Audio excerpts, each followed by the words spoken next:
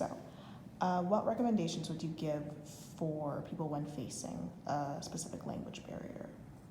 I think when there's a language barrier, obviously, getting to learn at least some words, basic conversation, that will come with time. But I think as you're getting there, it's more important to really pay attention to the nuances of how they're speaking, with their body language and facial expressions, and paying attention to things like tone, inflection, intonation, cadence, right? And especially when you consider that so many languages in the world could be categorized under like high context languages. So what that means is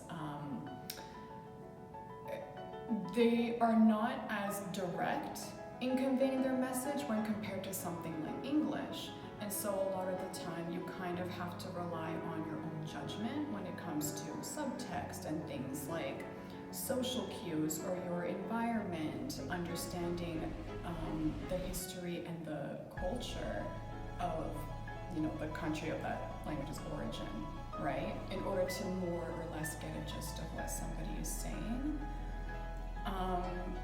Yeah, these are all things I think could be really helpful to keep in mind. I don't think it's the end of the world if you absolutely cannot.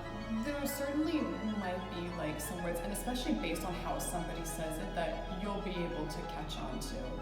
And definitely connecting with the person, like taking their hand or making signs or something like that, I think could also be really helpful. Showing movements, almost like playing charades in a way, I think could also really help too, like to sort of like visually spell it out for somebody. There's a lot of options there, I think. So yeah, I don't think you necessarily have to worry too much about the language barrier.